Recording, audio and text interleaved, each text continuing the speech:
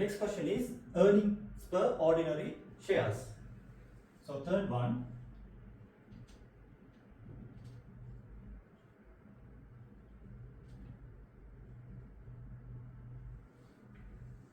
Earnings per ordinary shares.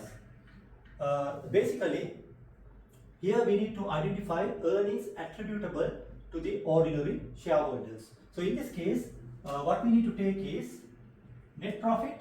Basically, we have to identify net profit after interest and tax divided by number of shares. Okay, so this is how you calculate net profit after interest and tax, because earnings per ordinary share means the earnings attributable to the equity shareholders. So therefore, we need to eliminate all the external party payments like interest. So they are the contributors of the debt, the long-term liabilities, and the tax also you need to remove. From this calculation, net profit after interest and tax, we need to eliminate if there are any preference shares, irredeemable preference shares. Okay, so those preference shares also removed from this calculation. Okay, so therefore, when you take the profit after interest, you are given net profit after interest before tax 3,815,000. So this is after interest before tax. So tax on profit is 635,000. Okay, then we have irredeemable preference shares paid 4.5% per share.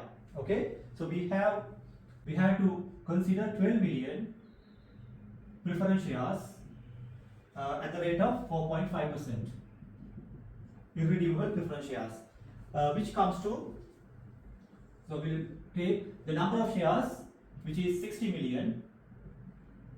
Okay, so when you simplify this, 12 million times 4.5%, it's going to be 540,000. So this is 540,000. So 3,815,000 minus 635 minus 540,000, which is going to be how much?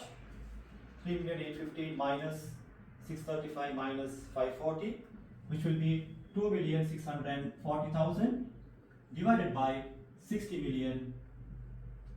So that will give you earnings per ordinary share amount of how much? 0.044. Okay, so this is the answer for this part, pounds.